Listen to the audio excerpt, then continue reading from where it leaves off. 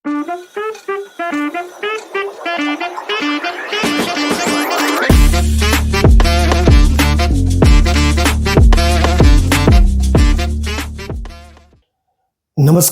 मेरा नाम है श्रवण कुमार और काइजन क्लासेस के इस ऑनलाइन प्लेटफॉर्म पर एक बार फिर आप सभी का स्वागत है। आज केमिस्ट्री का जो बोर्ड एग्जाम का जो पेपर हुआ था सीबीएसई बोर्ड का, उसके सॉल्यूशन का पार्ट 3 है और आज हम लोग सब्जेक्टिव क्वेश्चंस को सोल्व करेंगे। सेट 1 में मैं सेक्शन बी को लेकर चल रहा हूं। सेक्शन बी में सेट 1 में सबसे पहला क्वेश्चन, सेट 1 सेक्शन बी में सभी क्वेश्चन 2 मार्क्स के और इन 2 मार्क्स वाले क्वेश्चन में सबसे पहला क्वेश्चन 17 लिखा हुआ है, what is the meant by positive deviation from Raoult's law. Okay, solution Raoult's law के अकॉर्डिंग दो टाइप के होते हैं। एक सॉल्यूशन होते हैं आइडियल सॉल्यूशन और एक को हम लोग बोलते हैं non ideal solution. Ideal solution हम लोग उन सॉल्यूशंस को बोलते हैं जो सॉल्यूशन कंसंट्रेशन और टेम्परेचर की किसी भी रेंज पर राउल्ट्स लॉ को ओबे करते हैं, और एक ऐसे सॉल्यूशन जो कंसंट्रेशन और टेम्परेचर की किसी भी रेंज पर राउल्ट्स लॉ को ओबे नहीं करते, फॉलो नहीं करते, उन्हें हम लोग बोलते हैं नॉन आइडियल सॉल्यूशन। अब नॉन आइडियल सॉल्यूशन होते हैं दो टाइप के। एक को बोलते हैं non ideal solution showing positive deviation और एक होते हैं non ideal solution showing negative deviation. यहां पर बात की हुई है पॉजिटिव डेविएशन की। तो अगर किन्हीं दो कंपोनेंट को, सॉल्यूशन के जो दो कंपोनेंट है, जब उन्हें मिक्स किया जाता है तो अगर उनके बीच में रिपल्शन लगता है, ओके, जब उनके बीच में रिपल्शन लगता है मिक्स करने के बाद, आफ्टर द मिक्सिंग, तो उनके बीच की डिस्टेंस बढ़ती है, जिसकी वजह से ओवरऑल वॉल्यूम बढ़ जाता है और इस वजह से वॉल्यूम क्योंकि इंक्रीज होता है, इसीलिए इसे बोलते हैं पॉजिटिव डेविएशन। जितनी भी फिजिकल प्रॉपर्टीज है उन सबकी वैल्यू, उन सबका साइन पॉजिटिव साइन में आएगा, इसलिए इसे बोलते हैं पॉजिटिव डेविएशन। तो पॉजिटिव डेविएशन का मतलब होता है कि अगर सभी physical properties delta we mixing positive, delta H mixing positive और डेल्टा पी मिक्सिंग भी पॉजिटिव। ओके, तो ये तो मीनिंग होता है पॉजिटिव डेविएशन का। एग्जाम्पल पूछा गया है, कौन सा एग्जाम्पल है आपका पॉजिटिव डेविएशन का? तो बहुत सारे एग्जाम्पल है। जैसे एग्जाम्पल मैं आपके सामने डिस्कस करूं तो इथेनॉल और वाटर का मिक्सचर भी, एसीटोन और साथ में C2H5 OH का मिक्सचर, ऐसे बहुत सारे एग्जाम्पल्स हैं जो पॉजिटिव डेविएशन को शो करते हैं। ओके, और लास्ट पार्ट इसमें पूछा है, what type of azeotropes is form by positive deviation. किस टाइप के एज़ोट्रोप बनते हैं? तो एक्चुअली रिवर्स होता है। पॉजिटिव डेविएशन में मिनिमम बॉइलिंग एज़ोट्रोप बनते हैं और नेगेटिव डेविएशन में मैक्सिमम बॉइलिंग एज़ोट्रोप बनते हैं। तो अगर ये पूछे कि किस टाइप के एज़ोट्रोप बनेंगे, तो आप कहना यहां पर पॉजिटिव डेविएशन में मिनिमम बॉइलिंग एज़ोट्रोप्स, मिनिमम बॉइलिंग एज़ोट्रोप्स। तो कुछ इस तरह से आप लोग इस क्वेश्चन का आंसर दे सकते हैं। क्वेश्चन 2 मार्क्स में 1 नंबर में ये रहेगा, आधे नंबर में आंसर रहेगा और आधे नंबर में ये वाला पार्ट इसका रहेगा। नेक्स्ट क्वेश्चन नंबर बात करेंगे हम लोग यहां पर अब 18 की। 18 क्वेश्चन में लिखा है, state a condition under which a bimolecular reaction. Bimolecular reaction का मतलब होता है जिसकी मोलिकुलरिटी 2 हो, मैक्सिमम 2 मॉलिक्यूल्स रिएक्टेंट वाली साइड होनी चाहिए, उसे बोलते हैं बाइमोलिकुलर रिएक्शन। कि एक कंडीशन बताइए, state a condition under which a bimolecular reaction is kinetically first order. ये मतलब कहने का कि अगर हम कहें कि उस रिएक्शन की मोलिकुलरिटी कितनी होनी चाहिए 2 और उसका ऑर्डर कितना होना चाहिए काइनेटिकली ऑर्डर होना चाहिए 1। और ऐसी आपके सिलेबस में जो रिएक्शन है उसका नाम है स्यूडो फर्स्ट ऑर्डर रिएक्शन। आप सभी जानते होंगे स्यूडो फर्स्ट ऑर्डर रिएक्शन किसे बोलते हैं? ऐसे रिएक्शन जिसकी मोलिकुलरिटी 2 और जिसका ऑर्डर 1, क्योंकि एक कंपोनेंट यहां पर लार्ज एक्सेस में लिया जाता है जो कि जनरली वाटर होता है, और जो कंपोनेंट लार्ज एक्सेस में होता है उसे हम लोग रेट एक्सप्रेशन में मेंशन नहीं करते, इसलिए ऑर्डर यहां पर 1 रह जाता है, बट मोलिकुलरिटी यहां पर 2 होती है। फिर इन्होंने पूछा, अच्छा एग्जाम्पल पूछा है इस रिएक्शन का, तो एग्जाम्पल में सभी हाइड्रोलिसिस रिएक्शन, तो मान के चलो ये इसका फर्स्ट पार्ट, ये इसका सेकंड पार्ट। जैसे हाइड्रोलिसिस ऑफ शुगर C12H22O11, इसे हम लोग जैसे ही H2O के अंदर ऐड करेंगे एसिड की प्रेजेंस में, और H2O के नीचे आप लिख दोगे एक्सिस, लार्ज एक्सिस, यहां पर बनेगा C6H12O6 प्लस C6H12O6। ओके, तो इस रिएक्शन को हम एग्जाम्पल मान के चलते हैं स्यूडो फर्स्ट ऑर्डर रिएक्शन का।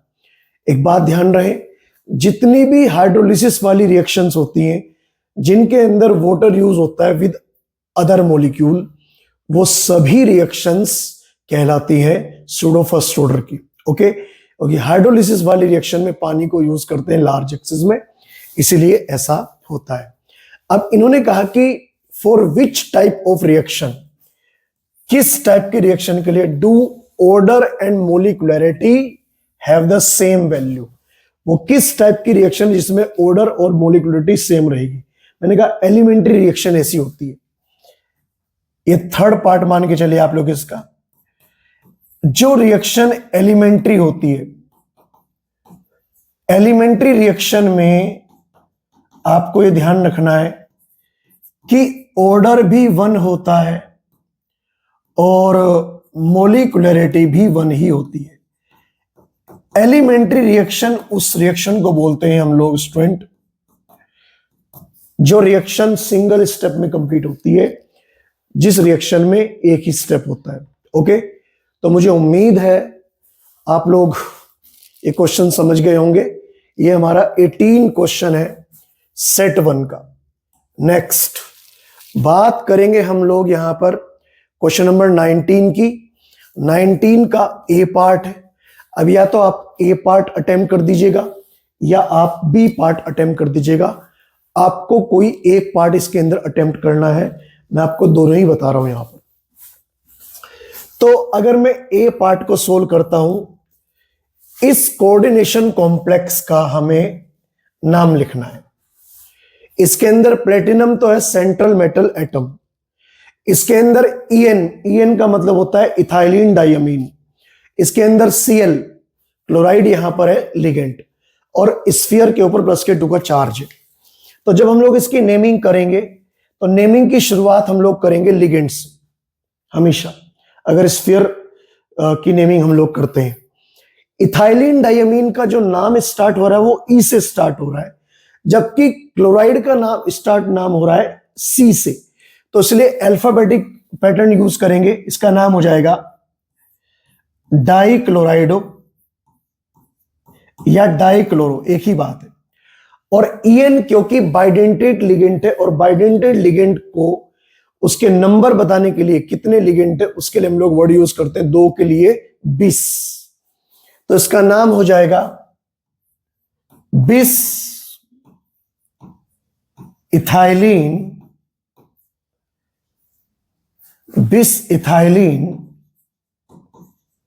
डाइअमाइन, बिस इथाइलिन डाइअमाइन। ये तो दोनों के दोनों लिगेंड।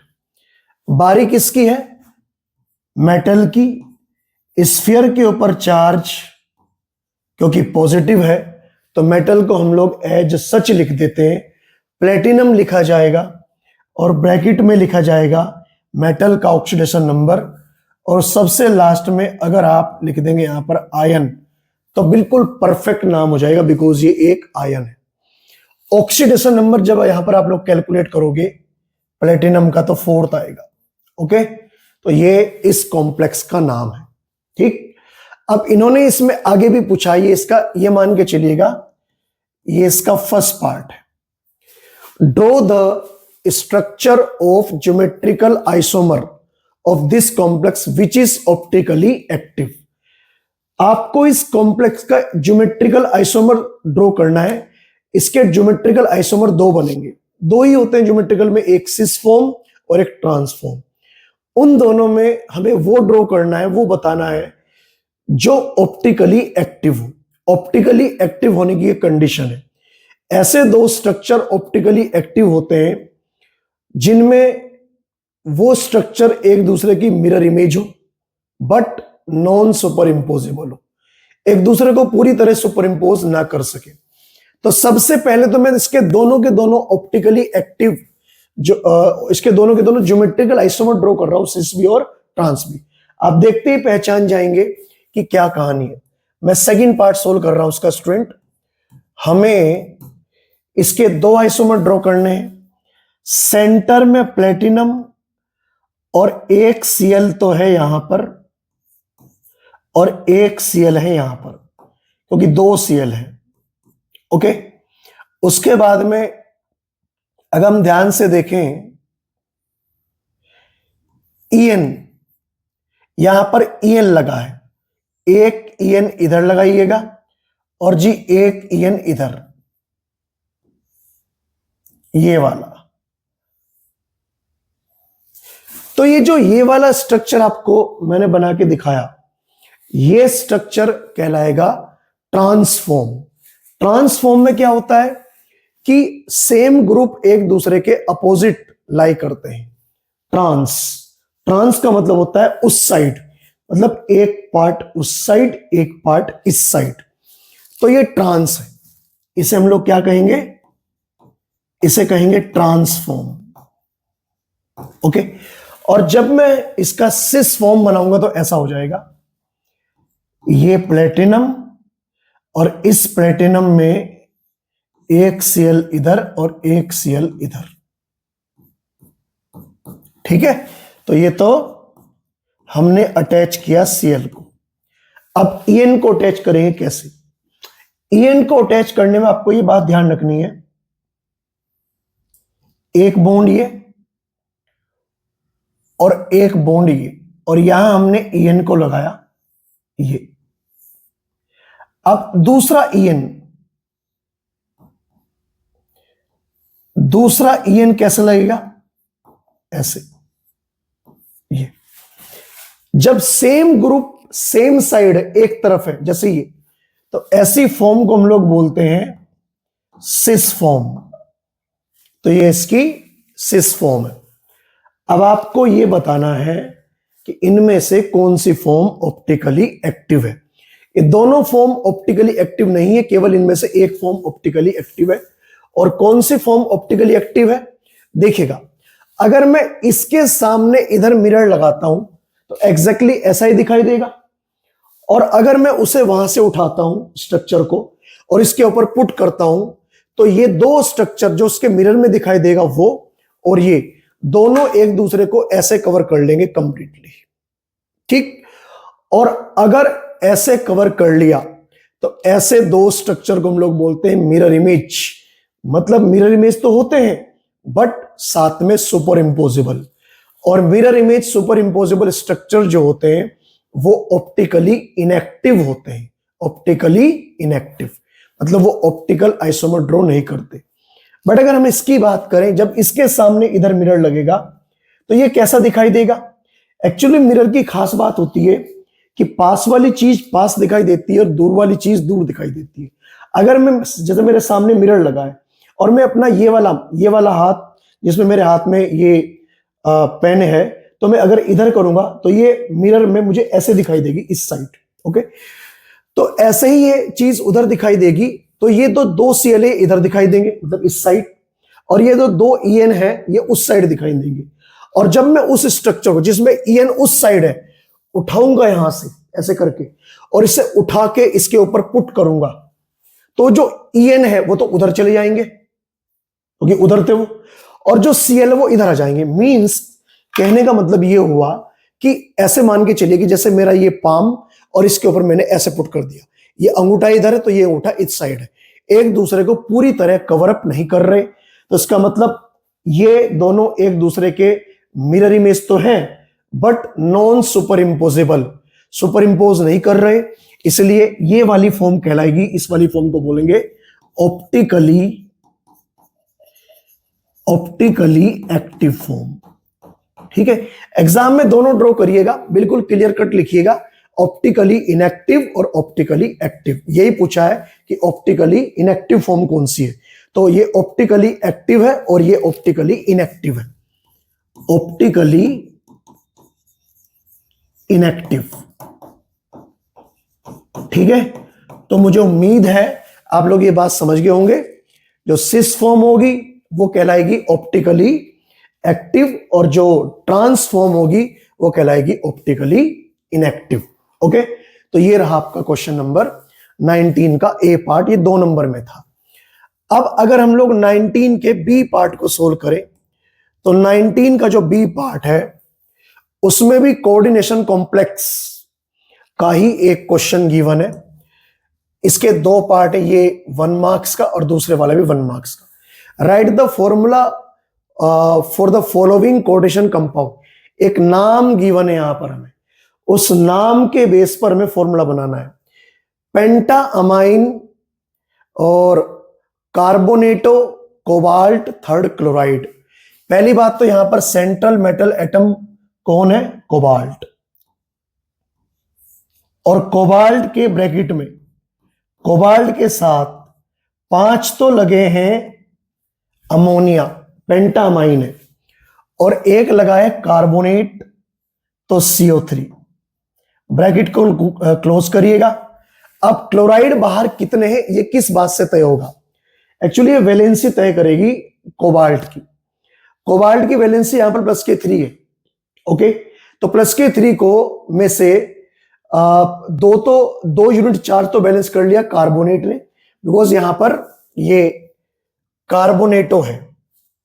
ठीक, और इसका मतलब एक Cl बचा, तो इट मींस एक Cl बाहर है, तो क्योंकि टोटल चार्ज +3 के बदले -3 होना चाहिए, तो -2 ये और -1 ये, कितना हो गया? -3 बैलेंस हो गया। इट मींस केवल एक ही Cl बाहर है, ये इस बात से तय होता है। तो इस वाले नाम का स्ट्रक्चर तो रहेगा ये। ओके, 1 मार्क्स में कंप्लीट हुआ।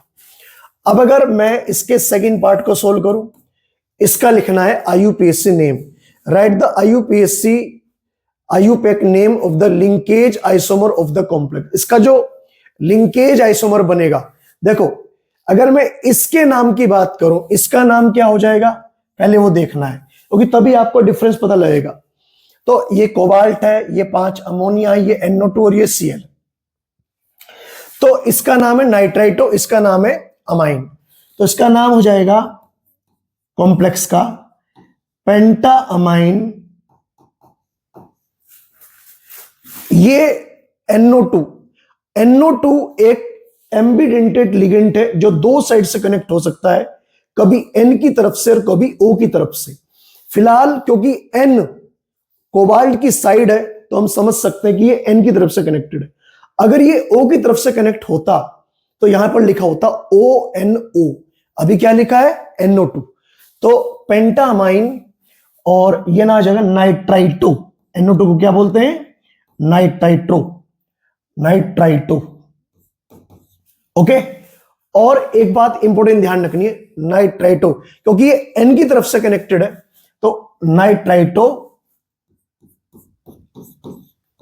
N cobalt.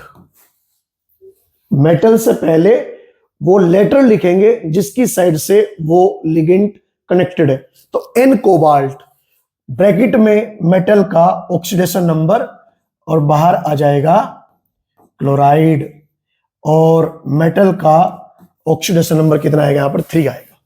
अब इन्होंने कहा कि इसका जो लिंकेज आइसोमर है, तो लिंकेज आइसोमर वही होता है कि जो किसी दूसरी साइड से कनेक्ट होगा, जिसमें ये वाला लिगेंड। तो पहली बात तो लिंकेज आइसोमर ये बनेगा CONH3 का होल 5 ONO और बाहर Cl2। तो जब हम इसका नाम लिखेंगे तो इसका नाम हो जाएगा पेंटाअमाइन नाइट्राइटो, बट इस बार यहां पर जो आएगा वो आएगा O कोबाल्ट, बिकॉज इस वाले स्ट्रक्चर में कोबाल्ट O की साइड से कनेक्टेड है। तो O कोबाल्ट, ब्रैकेट में ऑक्सीडेशन नंबर तो सेम रहेगा पहले वाला और बाहर क्लोराइड। तो कुल मिलाकर बात यह बनती है, आप समझ गए होंगे कि एम्बिडेंटेड लिगेंड दो साइड से कनेक्ट होने की टेंडेंसी रखते हैं, इसीलिए ये लिंकेज आइसोमेरिज्म शो करते हैं। एक आइसोमर इन्होंने दे रखा है और दूसरे के बारे में पूछा कि दूसरे वाले का IUPAC नेम क्या होना चाहिए। तो जो इन्होंने गिवन है उसका नाम तो ये रहेगा और जो हमने बनाया उसका नाम ये रहेगा। ओके, नेक्स्ट क्वेश्चन पर चलते हैं। ये क्वेश्चन नंबर आपका 19 था। अब आ जाइए क्वेश्चन नंबर यहां पर 20। क्वेश्चन नंबर 20 में क्या लिखा है? Why are haloarenes less reactive towards nucleophilic substitution reaction? How does the presence of nitro group at ortho and para position, ortho para position पर अगर नाइट्रो ग्रुप NO2 ग्रुप अगर लगे in haloarene increase the reactivity towards nucleophilic substitution reaction. ये बताना है कि कैसे अगर nitro group ortho para position पर लगता है तो वो न्यूक्लियोफिलिक सब्स्टिट्यूशन रिएक्शन की रिएक्टिविटी को बढ़ा देता है। देखो समझो ध्यान से क्या कहानी है। क्वेश्चन नंबर 20 है। पहली बात तो ये कहते हैं हेलोएरीन को। हेलोएरीन का मतलब होता है बेंजीन रिंग पर हेलोजन लग जाए। अब इन्होंने कहा कि अगर हेलोजन के ऑर्थो पैरा पोजीशन पर अगर NO2 ग्रुप लग जाता है तो NO2 ग्रुप के बारे में आप सभी ने पढ़ा होगा कि जो NO2 ग्रुप है वो एक इलेक्ट्रॉन विड्रॉइंग ग्रुप है। ये इस साइड इलेक्ट्रॉन को पुल करेगा, बाहर की तरफ इलेक्ट्रॉन को पुल करेगा। तो अगर इसके ऊपर कोई न्यूक्लियोफाइल अटैक करता है जो कि निगेटिव होता है, इस रिंग के ऊपर अगर कोई न्यूक्लियोफाइल अटैक करता है, क्योंकि बेंजीन की सरफेस पर पूरी रिंग पर डीलोकेलाइजेशन ऑफ पाई इलेक्ट्रॉन के कारण इलेक्ट्रॉन क्लाउड ऑलवेज बढ़ा होता है। आप ऐसे मान के चलिए कि जैसे किसी कंट्री की सरफेस पर, पूरी सरफेस पर कोई कंट्री है जैसे इंडिया, उसके बॉर्डर पर फाइटर जेट चक्कर लगा रहे, तो दुश्मन के जो फाइटर जेट है वो अटैक करने की ट्राई बिल्कुल नहीं करेंगे। ओके, क्योंकि उधर भी फाइटर जेट इधर भी फाइटर जेट, मतलब सेम ग्रुप रिपेल करेंगे, रिपल्शन रहेगा, ठीक है, उनके बीच में। तो अगर उन फाइटर जेट को सेंटर में ले लिया जाए, सेंटर मतलब उन्हें कहीं किसी सिटी में बुला लिया जाए, तो दुश्मन के जो जहाज है वो आसानी से अटैक कर सकते हैं। आप ठीक ऐसा मान के चलिए कि अगर इस इलेक्ट्रॉन क्लाउड को, ये जो इलेक्ट्रॉन क्लाउड है, इस इलेक्ट्रॉन क्लाउड को अगर पुल कर लिया जाए, ये जो ग्रुप है, ये जो ये वाला ग्रुप है NO2, इसे हम लोग बोलेंगे इलेक्ट्रॉन विड्रॉइंग ग्रुप। तो जो इलेक्ट्रॉन विड्रॉइंग ग्रुप है वो क्या करेगा? Electron withdrawing group benzene ring की सरफेस से इलेक्ट्रॉन डेंसिटी को पुल करेगा, अपनी साइड खींच लेगा। बेंजीन की सरफेस पर इलेक्ट्रॉन डेंसिटी कम हो जाएगी, जिसकी वजह से न्यूक्लियोफाइल को उसके ऊपर अटैक करना आसान हो जाएगा। ठीक, तो आपको लैंग्वेज कुछ ऐसी बनानी है कि if NO2 group present on benzene ring in haloarene they act as या it act as electron withdrawing group which pull the electron density from the benzene ring. Due to this, electron density on benzene ring is decreased and nucleophile nucleophile मतलब negative ion, negative reagent, can easily attack on benzene ring and the reactivity of nucleophilic substitution reaction is increase. इस तरह की language बनाकर आप लोग लिख सकते हैं, ठीक। और अगर ऐसा इस तरह का डायग्राम आपने बना दिया तो मुझे लगता है कि मतलब लिखना आसान हो जाएगा और मार्क्स मिलने भी थोड़े से और आसान हो जाएंगे। ओके, तो मुझे लग रहा है 20th क्वेश्चन आप लोग समझ गए होंगे। अब हम बात करते हैं नेक्स्ट क्वेश्चन की। देखिए स्टूडेंट, नेक्स्ट क्वेश्चन है 21। क्या लिखा है क्वेश्चन में? क्वेश्चन नंबर 21 में लिखा है the two strand in DNA are not identical but complementary. इस बात को एक्सप्लेन करो। डीएनए की जो दो स्ट्रैंड होती है वो आइडेंटिकल नहीं होती, कॉम्प्लीमेंट्री होती है। कॉम्प्लीमेंट्री मतलब आप ऐसे समझ के मान के चलिएगा, जैसे डीएनए की ये स्ट्रैंड है और ये दूसरी डीएनए का दूसरा मॉलिक्यूल है। ऐसा बायोलॉजी में बताया जाता है कि ये 5' to 3' चलती है और ये 3' to 5' चलती है, बट एक दूसरे के पैरेलल चलती है। और पैरेलल मतलब एंटी पैरेलल, एंटी साथ साथ चलेंगी, लेकिन अगर ये इधर चल रही है तो ये इधर चल रही है, ऐसे। पहली बात तो ये 5' और 3' का क्या मतलब है? डीएनए का जो मॉलिक्यूल होता है वो न्यूक्लियोटाइड नाम के मॉलिक्यूल से मिलकर बना होता है, डीएनए का मॉलिक्यूल।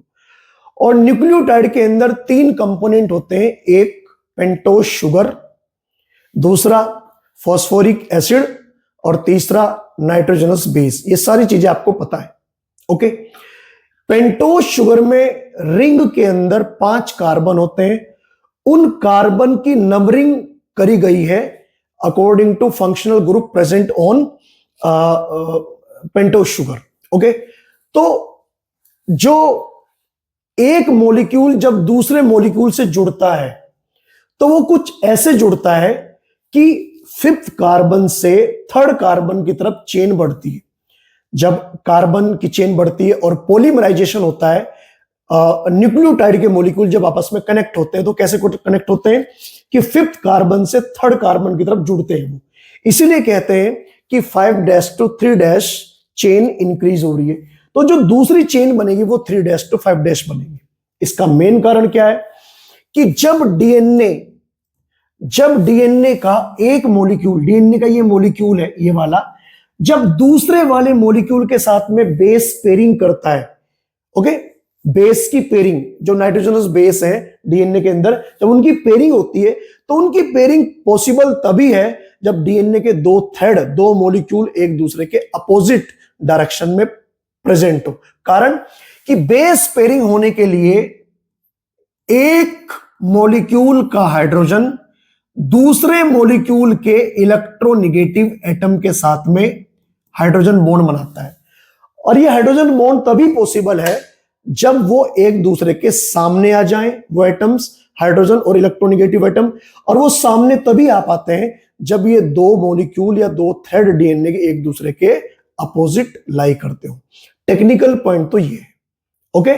तो इस तरह से कहानी बनाकर आप लोग कुछ इससे एक्सप्लेन कर सकते हैं कि डीएनए के जो 2 स्ट्रैंड होते हैं वो आइडेंटिकल नहीं होते बट कॉम्प्लीमेंट्री होते हैं, एक दूसरे के अपोजिट मूव करते हैं। इसका क्या कारण है? What products would be form when DNA is hydrolyse? जब डीएनए को हाइड्रोलिसिस करेंगे, ब्रेक करेंगे, तोड़ेंगे, तो क्या क्या प्रोडक्ट बनेंगे? अभी बताया था मैंने थोड़ी देर पहले आपको कि अगर मैं किसी डीएनए की बात करता हूं या फिर आरएनए की बात करता हूं, एक ही बात है। तो डीएनए आरएनए बना होता है न्यूक्लियोटाइड मॉलिक्यूल से। न्यूक्लियोटाइड एक लार्ज मॉलिक्यूल है और न्यूक्लियोटाइड क्योंकि एक लार्ज मॉलिक्यूल है तो इसका मतलब ये एन मॉलिक्यूल यहां पर जुड़ेंगे और न्यूक्लियोटाइड की जो चेन होती है इसे हम लोग बोलते हैं पॉली न्यूक्लियोटाइड। ये पॉली न्यूक्लियोटाइड है, ओके। डीएनए की जो चेन होती है पॉली न्यूक्लियोटाइड। तो इसका मतलब अगर हम इसका हाइड्रोलिसिस करेंगे, इसे ब्रेक डाउन करेंगे, तो ब्रेक डाउन करने पर कौन कौन से कंपोनेंट हमें मिलेंगे? तो जब न्यूक्लियोटाइड ब्रेक होगा, एक तो हमें मिलेगी पेंटोज शुगर, पेंटोज शुगर पहले नंबर पर। दूसरे नंबर पर हमें फॉस्फोरिक एसिड, फॉस्फोरिक एसिड मिलेगा। और जी तीसरे नंबर पर हमें नाइट्रोजिनस, नाइट्रोजिनस बेस। कुल मिलाकर इतने कंपोनेंट मिलेंगे। ठीक है, क्योंकि ये क्वेश्चन सब्जेक्टिव है तो अलग अलग स्टूडेंट का इसमें अलग अलग आंसर होगा। कोई कहेगा कि डीएनए को ब्रेक डाउन करने पर न्यूक्लियोटाइड बनते हैं। अब क्योंकि न्यूक्लियोटाइड भी 3 अलग अलग मॉलिक्यूल से मिलकर बना होता है, इसीलिए न्यूक्लियोटाइड को भी हम लोग ब्रेक कर सकते हैं। वो 3 कंपोनेंट में ब्रेक होगा और फाइनली आपको 3 मॉलिक्यूल मिलेंगे जो आपके सामने है। कुछ इस तरह आप लोग इसका आंसर दे सकते हैं। ओके, तो आज का लेक्चर जो हमारा था वो सेट 1 का हमने सेक्शन बी को सोल्व किया। हम छोटे छोटे वीडियो में से पूरे पेपर को सोल्व करेंगे जिससे कि आपको देखने में आसानी रहे और सेक्शन वाइज आपको चीजें मिले और आप लोग इजीली उसे एनालाइज कर सके कि हमारे कितने क्वेश्चन सही हुए हैं और कितने क्वेश्चन में हमारे मिस्टेक्स है। ओके, आज के लेक्चर को हम लोग यहीं पर कंप्लीट करते हैं। उम्मीद है आज का लेक्चर आपको समझ आया होगा और जो पहले लेक्चर्स हमने आपको प्रोवाइड किए वो भी आपको समझ आए होंगे। और हम लोग ये सीरीज बरकरार रखेंगे तब तक जब तक ये पूरा सेटअप सोल्व ना हो जाए। आज के लेक्चर को यहीं पर कंप्लीट करते हैं। Thank you, all the best.